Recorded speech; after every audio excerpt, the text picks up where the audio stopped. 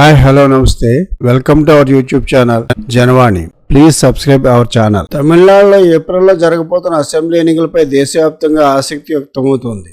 Tamil Nadu, west Bengal రాష్ట్రాల్లో జరగనున్న ఎన్నికలపై దేశవ్యాప్తంగా అందరిలో ఆసక్తి నెలకొనగా పక్క రాష్ట్రం కావడంతో తమిళనాడు ఎన్నికలపై ప్రత్యేకించి ఉభయ తెలుగు రాష్ట్రాల్లో ఎక్కువ ఆసక్తి ఏర్పడింది. తమిళనాడులో ఈసారి జరిగే ఎన్నికలకు ఒక ప్రత్యేకత ఉంది.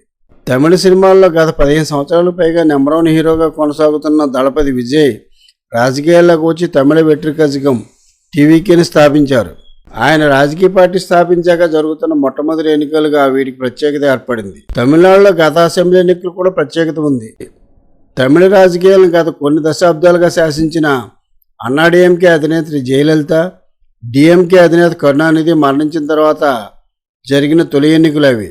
జయలలిత మరణంతో నాయకత్వ కీచులాటంతో బలహీనపడిన అన్నాడీఎంకే ఆ ఎన్నికల్లో ఘోరంగా ఓడిపోయింది. డిఎంకే కూటమికి 159 సీట్లు రాగా అన్నాడీఎంకే కూటమికి 75 సీట్లు మాత్రమే వచ్చాయి. డిఎంకేకి కరుణానిధి మరణానంతరం ఆయన వారసుడిగా కుమారుడు ఎంకే స్టాలిన్ నాయకత్వం వహించడం ఎలాంటి చీలికలు లేకుండా డిఎంకే బలోపేతం కావడానికి కారణం అయింది. అదే అన్నాడీఎంకే విషయానికి వస్తే జయలలితకి వారసులు ఎవరూ లేకపోవడంతో నాయకత్వం కోసం కీచులాటలు ఎక్కువయ్యాయి. మాజీ ముఖ్యమంత్రులు పన్నీర్ సెల్వం, పళనిస్వామిలతో పాటు జయలలిత నెచ్చెలుగా పేరు పొందిన శశికళ, ఆమె మేనల్లుడు టీటీవీ దినకరన్ ఇలా 4 వర్గాలు కావడంతో ఆ పార్టీ పరిస్థితి కుదేలైంది. 2019, 2021, 2024 వరుసగా 3 ఎన్నికల్లో దెబ్బతిని పార్టీ బలహీనపడింది. ఈ నేపథ్యంలో వస్తున్న అసెంబ్లీ ఎన్నికల్లో డిఎంకే, అన్నాడీఎంకే కూటములతో పాటు విజయ్ నాయకత్వంలోని టీవీకే పార్టీ పోటీ చేయబోతుండడం ఆసక్తిని కలిగిస్తోంది. తమిళనాడు ఎంజీఆర్, రజనీకాంత్ల తర్వాత అంతటి చరిష్మా కలిగిన హీరోగా విజయ్ వెలుగొందుతున్నారు. అంతటి పాపులారిటీ ఉన్న విజయ్ లాంటి వ్యక్తి ప్రాంతీయ పార్టీతో రాజకీయాల్లోకి రావడంతో ప్రజలు ఎలా స్పందిస్తారో తెలుసుకోవాలన్న ఆసక్తి ఏర్పడింది. గత ఎన్నికలకు ముందు తమిళ సూపర్ స్టార్ రజనీకాంత్ రాజకీయాల్లోకి వస్తారన్న ఊహాగానాలు బలంగా వినిపించాయి. ఆయన కూడా అందుకు తగ్గ సన్నాహాలు చేసుకున్నారనేది నిజం. అయితే చివరి నిమిషంలో వెనకడుగు వేసి నేను రాజకీయాల్లోకి రాను, తన ఆరోగ్యం సహకరించట్లేదని రజనీకాంత్ ప్రకటించారు. కమల్ హాసన్ మక్కల్ నీతి మయ్యం పేరుతో పార్టీ పెట్టి 2019 లోక్సభ, 2021 అసెంబ్లీ ఎన్నికల్లో పోటీ చేశారు. ఆయన పార్టీ, ఆయన కూడా ఘోరంగా ఓడిపోయారు. కమల్ హాసన్పై ఎవరికి ముందు నుంచే పెద్దగా అంచనాలు లేవు. ఎందుకంటే ఎంజీఆర్, రజనీకాంత్, విజయ్లా కమల్ హాసన్ మాస్ హీరో కాదు, గొప్ప నటుడు. మాస్ జనాల్లో ఆయనకు ఆదరణ లేదు. గత లోక్సభ ఎన్నికల నాటికి ఆయన డిఎంకే కూటమిలో చేరిపోయారు. కమల్ పార్టీ ఎక్కడా పోటీ చేయలేదు. డిఎంకే కూటమి అభ్యర్థుల తరపున కొన్ని చోట్ల కమల్ ప్రచారం చేశారు అంతే. ప్రతిగా డిఎంకే కమల్ని రాజ్యసభకు పంపింది. కానీ విజయ్ టీవీకే పార్టీ తీరు పూర్తిగా వేరు. పైగా ఆయన పార్టీ పెట్టిన సమయం కూడా సానుకూలాంశం. స్టాలిన్ ప్రభుత్వంపై తీవ్ర అవినీతి ఆరోపణలు ఉన్నాయి. అన్నాడీఎంకేలో నాయకత్వం లేని పుష్కలంగా ఉంది. ఈ పరిస్థితుల్లో విజయ్ పార్టీ టీవీకే ప్రధాన పార్టీలో దడ పుట్టిస్తోంది. అన్నాడీఎంకే కూటమికి భయపడిన స్టాలిన్ టీవీకేని చూసి భయపడుతున్నారు. విజయ్ సభలకు ఆటంకాలు కల్పించడానికి స్టాలిన్ ప్రభుత్వం ప్రయత్నిస్తోందని ఆరోపణలు ఉన్నాయి. కరూరు తొక్కిసలాట ఘటనను విజయ్ మెడకు చుట్టడానికి స్టాలిన్ ప్రభుత్వం ప్రయత్నించింది. అయితే ఆ సమయంలో విజయ్కి అండగా నిలిచిన బీజేపీ నేతలు ఆయన్ని ఎన్డీఏలోకి రప్పించడానికి ప్రయత్నించారు. అయితే విజయ్ ఈ విషయంలో చాలా క్లారిటీగా ఉన్నారు.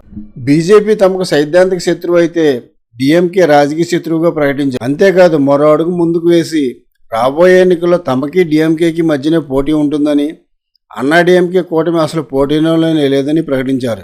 దీంతో కరూరు సంఘటనలో విజయ్కి సపోర్ట్గా నిలిచిన బీజేపీ విజయ్ని నయానో భయానో తమ కూటమిలోకి రప్పించడానికి ప్రయత్నాలు చేస్తోంది. కరూరు తొక్కిసలాట సంఘటనపై దర్యాప్తు చేస్తున్న సిబిఐ విజయ్కి నోటీసులు ఇచ్చి విచారణకు పిలిచింది. త్రిష ఇంటి నుంచి బయటకు వచ్చి రాజకీయాలు చేయాలని తమిళనాడు బీజేపీ అధ్యక్షుడు నాగేంద్రన్ విజయ్ని విమర్శించారు.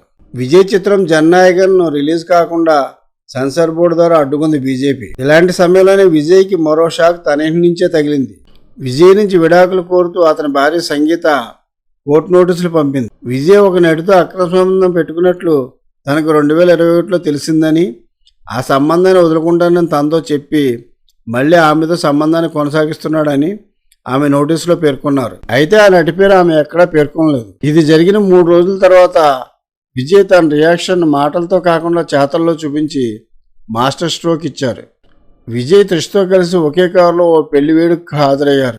తన ఈ చర్య ద్వారా తన రాజకీయ ప్రత్యర్థులకు, తన భార్య సంగీతకు ఒకేసారి షాక్ ఇచ్చారు విజయ్.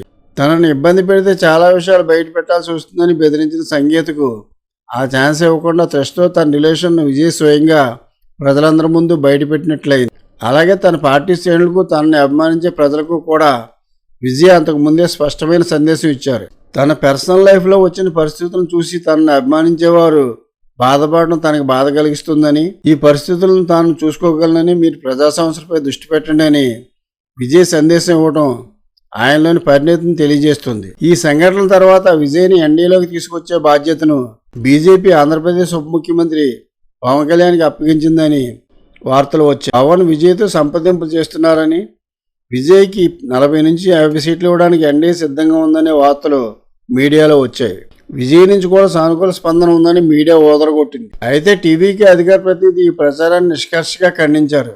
బీజేపీ తమకు సైద్ధాంతిక శత్రువు, డీఎంకే రాజకీయ శత్రువు అనే విధానంలో ఎలాంటి మార్పు లేదని ప్రకటించారు. ఇక్కడ ఒక విషయం స్పష్టమైపోతుంది. విజయ్ సభలను అడ్డుకోవడానికి స్టాలిన్ ప్రభుత్వం ప్రయత్నించడం, విజయ్ని ఎన్డీఏలోకి తీసుకురావడానికి బీజేపీ విశ్వ ప్రయత్నాలు చేయడం ద్వారా విజయ్ ప్రభావం ఆషామాషిగా ఉండబోవడం లేదని తేటతెల్లం అవుతుంది.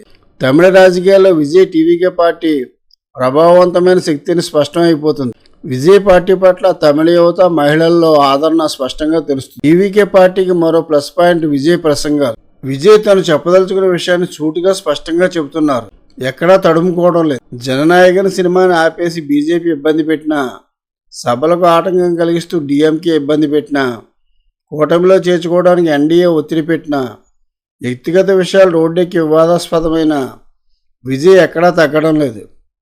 ఇది ఖచ్చితంగా విజయ్ ఇమేజ్ని ప్రజల్లో పెంచుతుంది. ఒక్క మాటలో చెప్పాలంటే విజయ్ ప్రత్యర్థులకు కొరకరాని కొయ్యలా మారాడు.